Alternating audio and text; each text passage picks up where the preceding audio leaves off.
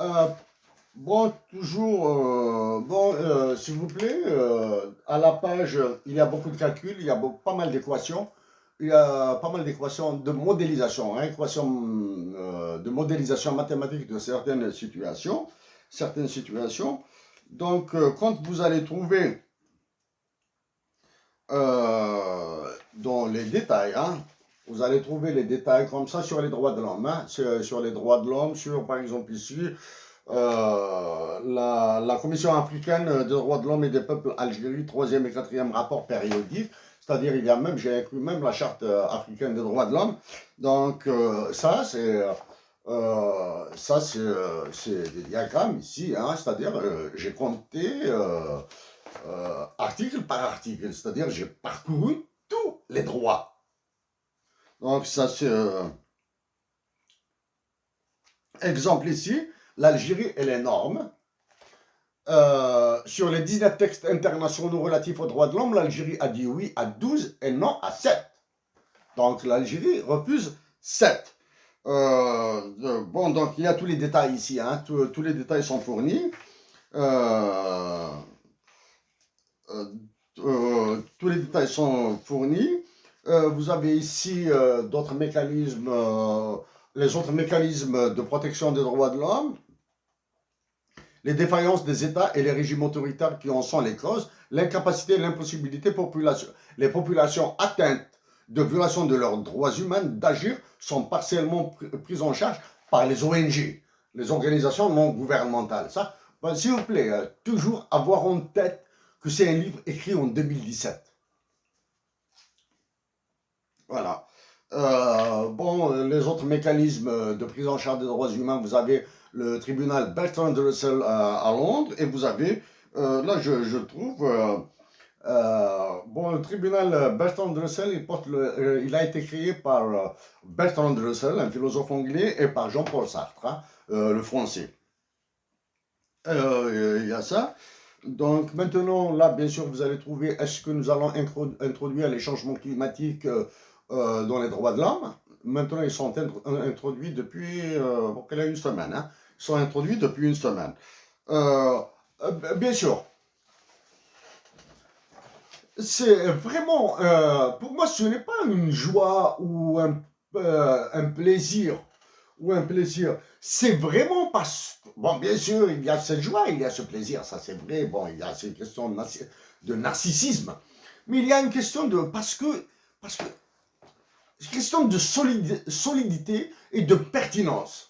Ouais, j'adore utiliser les écrivains algériens que j'ai lus et que je lirai bien sûr quand ils collent à l'universalisme. Quand ils collent, à partir d'une situation qu'ils décrivent en Algérie ou bien d'une imagination, de leur imagination sur une situation, sur une problématique, sur une solution en Algérie, quand leur imagination est vraiment universelle, de niveau universel, j'adore les utiliser. Donc ici, c'est un coucou à Al-Mahdi Achachor.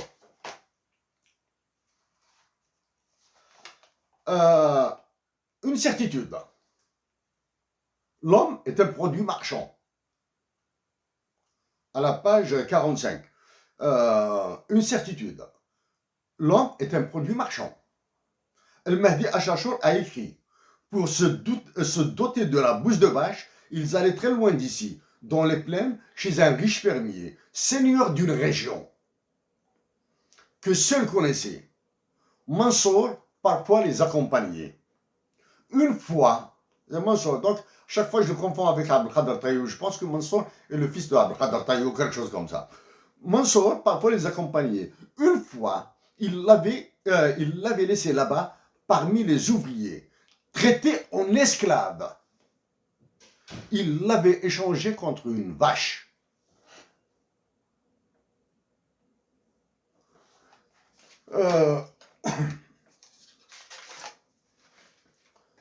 Il l'avait laissé là-bas, parmi les ouvriers, traité comme esclave. Maintenant, une question sur les esclaves et les salariés. Les Américains, quand les Américains étaient des esclavagistes, c'est-à-dire quand il y avait des Américains qui avaient des esclaves, y compris Thomas Jefferson. Thomas Jefferson n'a pas acheté des esclaves, hein. C'était un héritage de son père. Que de temps en temps, on trouve cet amalgame, on dit que Thomas Jefferson, esclavagiste, alors qu'il l'avait regretté. Hein. Donc, j'ai lu son autobiographie. Il l'avait dit. Il l'avait dit, ben, que c'est un héritage. Et voilà, donc, quand un Américain avait des esclaves, un riche Américain a des esclaves, contre un autre riche Américain lui demande de l'aide. C'est-à-dire, il lui demande de la main-d'œuvre pour travailler sa ferme ou bien son chantier de construction. À votre avis, le propriétaire des esclaves va-t-il lui envoyer des esclaves ou bien recruter des ouvriers pour travailler pour lui, pour travailler pour son ami? L'évidence, probablement, l'évidence dirait que le propriétaire des esclaves va lui envoyer un, deux ou trois esclaves, va envoyer un, deux, trois esclaves à son ami pour travailler. Non, il préfère repayer des ouvriers et aller travailler pour le compte de son ami. Pourquoi? Parce que les esclaves sont un produit privé, donc quiconque a une propriété privée la protège. Deux, il préfère tirer le maximum, maximiser l'utilisation, l'exploitation de ces esclaves à son profit que de permettre à un autre fermier ou à un autre milliardaire, Richard américain, d'user jusqu'à la corde son esclave. Donc c'est une question de propriété privée, du droit d'usus, fructus, abusus, hein, voilà, en termes de droit de l'esclave. Donc voilà pour la différence, la nuance qu'il y a entre donner son esclave ou bien payer quelqu'un pour aller travailler pour les autres. Donc ça c'est ça. Donc j'ai cité le Mahdi Achachour. Bon, bien sûr, à chaque fois il y a le Mahdi Achachour, c'est page Pays d'aucun mal, page 187. Hein. Donc s'il vous plaît, là vous pouvez trouver peut-être des coquilles, des lapsus, des oublis, mais sur les références bibliographiques. Si vous trouvez plus de 3 oublis, vous pouvez dire que ce travail est très mauvais. Hein. Les sources d'information et les références bibliographiques sont sacrées. Donc voilà. Maintenant, je vais aller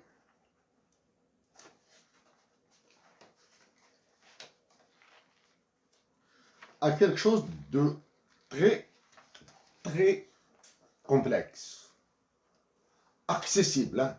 Il est expliqué avec des mots simples dans le livre. C'est à partir de la page 118. Analyse des parties prenantes. L'anglais, on appelle ça de stakeholder analysis. Analyse des parties prenantes. Donc, ceux qui auront ce livre entre les mains trouveront quelles sont les parties prenantes. La mort, le mot est une partie prenante. Le racisme, bon, du moins, ce sont des variables muettes. On les appelle exactement des variables muettes que nous mettons dans des parties prenantes. Donc, le silence, la répression. Avec ça, donc c'est la définition d'une partie prenante. Le corps de la justice et de la sécurité. Donc, la mort, le racisme, le silence et la répression. Ces 4 variables nous permettent de définir une partie prenante. Parce qu'on ne choisit pas comme ça une partie prenante, un stakeholder. On ne choisit pas comme ça, on définit les critères. Maintenant, on peut ajouter d'autres critères,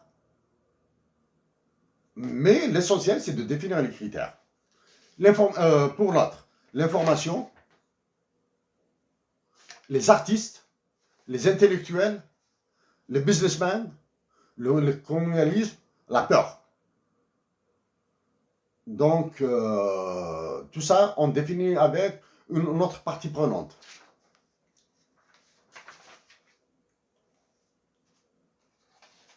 Maintenant, là, je vais aller dans le détail. Du moins, pas dans tout le détail, hein, ce n'est pas, possible maintenant. Ici, c'est tableau analyse du pouvoir des parties prenantes. Stakeholder power analysis.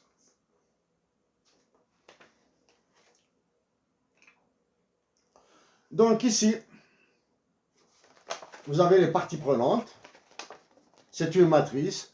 Je ne sais pas, à chaque fois je fais appel à Mahdi Rahmouna. Mahdi Rahmoun est docteur en mathématiques.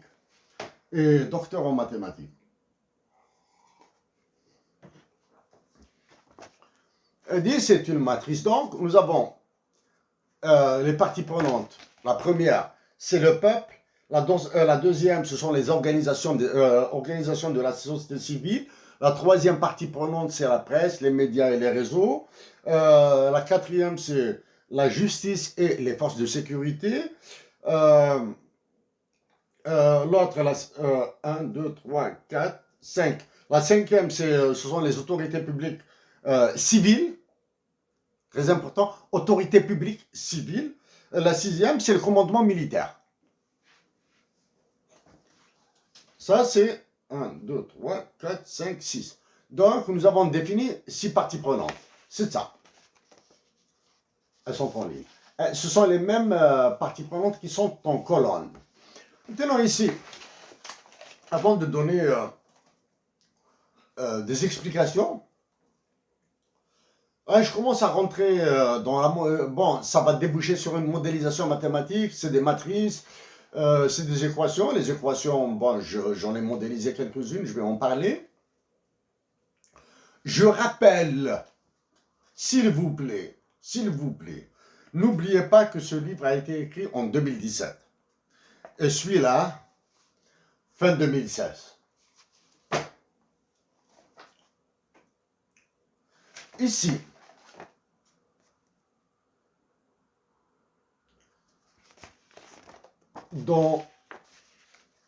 en ligne comme ça,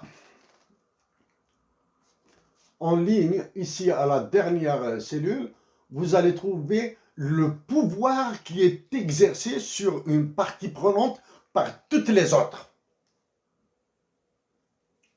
Ici, à l'horizontale, ici, vous allez trouver le pouvoir exercé sur une partie prenante pour des commodités de langage. Hein.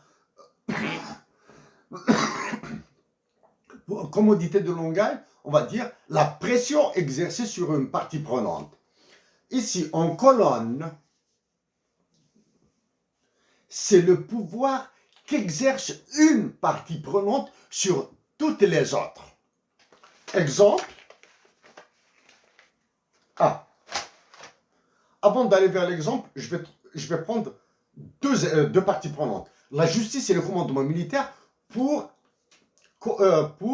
essayer de voir si ce qui a été écrit en 2017 s'applique en 2020, 2019, 2020, 2021. Pour les étudiants des universités algériennes du Sud,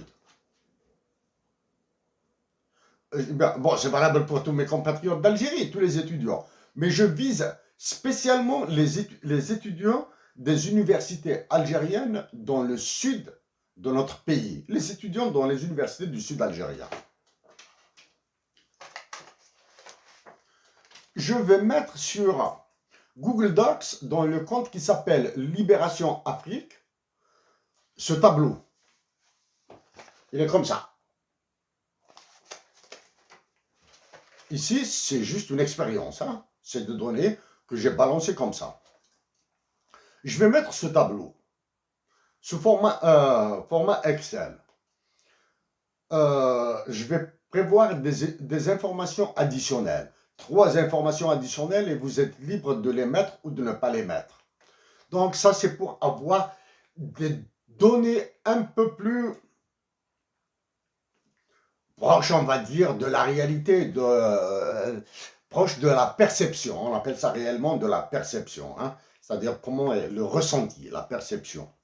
Donc, mes compatriotes étudiants dans les universités du sud de l'Algérie, comme Adrar et Tamanrasset,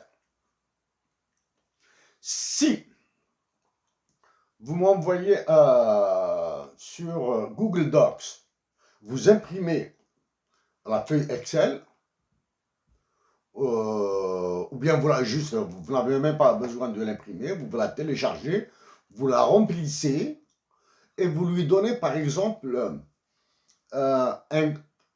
sans changer de nom, mais vous lui ajoutez à droite, sans changer de nom, comme ça je ne vais pas me perdre, vous lui ajoutez par exemple des initiales de votre nom, ou bien des initiales de votre village, quelque chose comme ça, mais assez distinctif.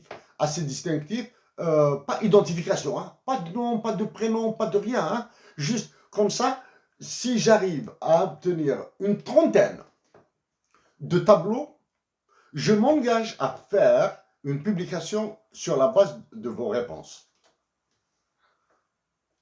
Bien sûr, il y a des critères,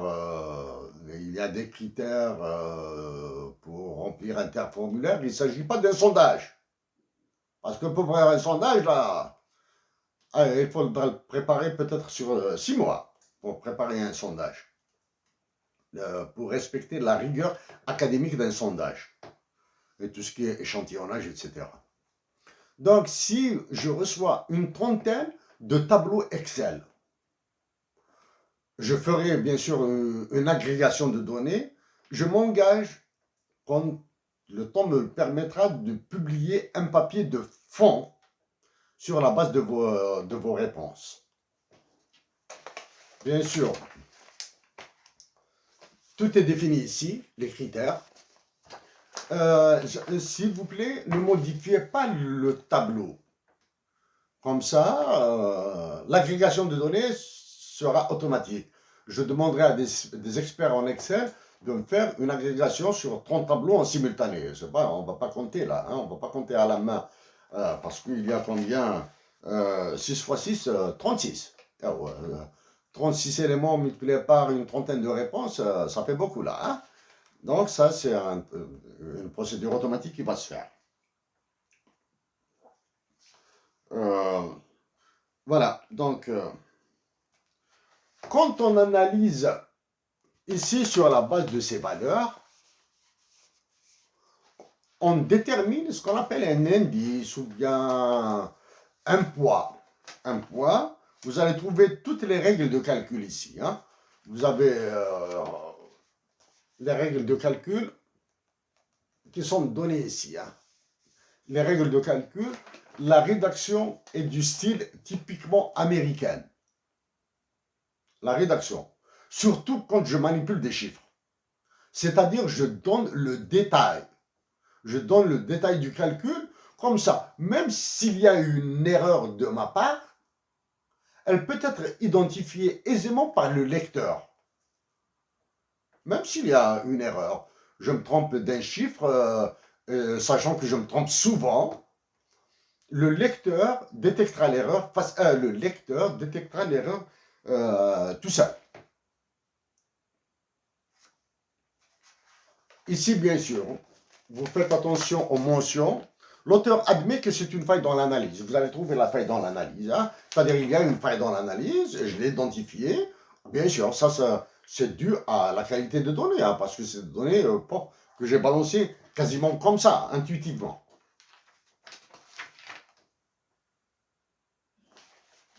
Maintenant, en 2017,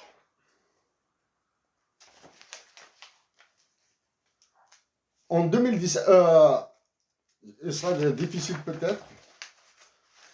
Voici un premier graphique sur des données basiques, naturelles. Voici le graphique, comment il change. Et vous remarquez ici aussi que le graphique, les histogrammes changent. Je vais l'expliquer maintenant.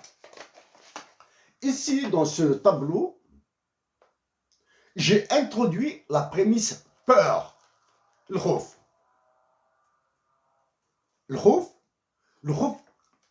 dans son sens le plus naturel et appliqué à toutes les parties prenantes. C'est-à-dire la peur. Le peuple a peur, les magistrats, les avocats, les juges ont peur, les généraux ont peur, des éléments de les organisations de la société civile ont peur. Elle est naturelle, c'est un sentiment naturel. Donc il faut le prendre dans sa naturalité. J'ai introduit la prémisse peur. Et si chacun avait peur à un certain niveau, que deviendraient les pouvoirs des parties prenantes, les pouvoirs qu'elles exercent et les pouvoirs, les pouvoirs qu'elles exercent et les pouvoirs qui lui sont exercés, qu'elle subit, les pouvoirs, les pressions qu'elle subit. Ça, c'est la prémisse peur. Donc, le Khouf. En 2017. Je vous assure que j'avais oublié carrément, autrement j'aurais fait une publication sur la base de ces chiffres.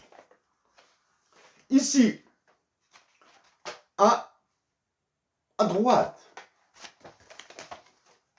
analyse du pouvoir avec la prémisse du changement, le désir de changement. Voilà, on l'introduit, le désir du changement, on lui donne une valeur, on appelle ça une valeur qualitative, hein, parce que on ne peut pas la mesurer avec précision, hein. Avec une valeur, l'introduction de la prémisse désir de changement. Ça, c'est en 2017. Donc, ici, maintenant, vous allez trouver après une synthèse. Perspective pour un processus pacifique et révolutionnaire en Algérie. Ça. Donc, ça, c'est concernant ce qui se passe actuellement. Je prends un exemple maintenant. J'ai failli l'oublier.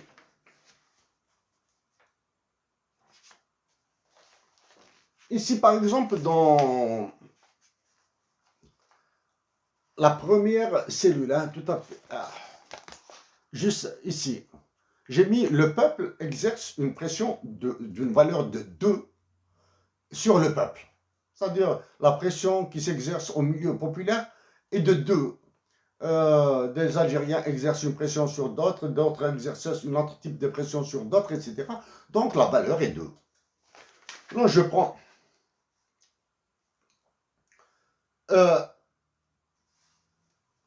le commandement militaire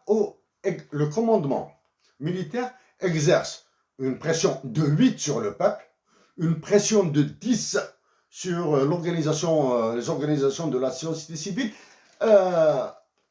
Les valeurs, c'est intuitivement, c'est l'échelle de Richter. À 0, même s'il y a des petites secousses telluriques, à 0, on ne les sent pas.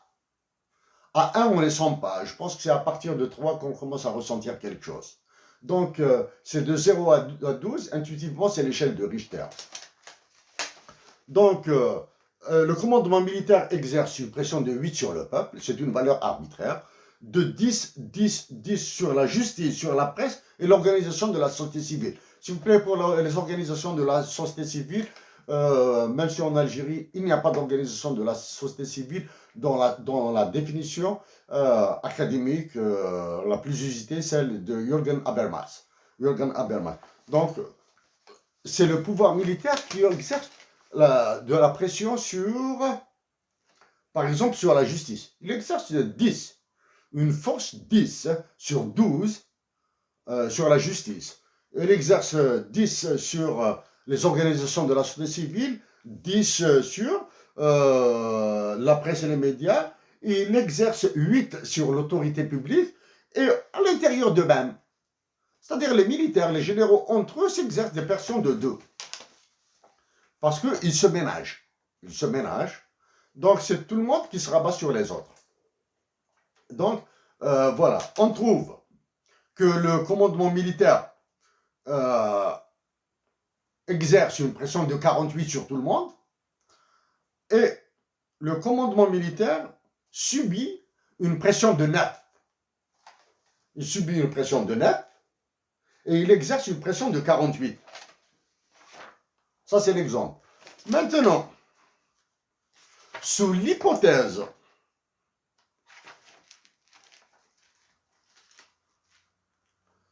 sous l'hypothèse de l'introduction de la prémisse peur avec un multiplicateur, des multiplicateurs différents, 2, 3, 4, 2, 3, 3, 4, 5, 7, etc., le pouvoir exercé par les généraux se trouve, explose. Hein? Il explose, carrément il explose. Maintenant, quand on introduit la prémisse du désir de changement, le pouvoir baisse. Le pouvoir baisse. Donc, bon, s'il vous plaît, je ne peux pas y aller dans tous les détails de calcul.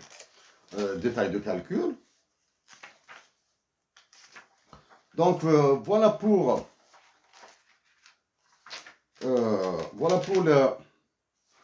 les parties prenantes. Je m'excuse, je vais souffler 2 minutes. Hein.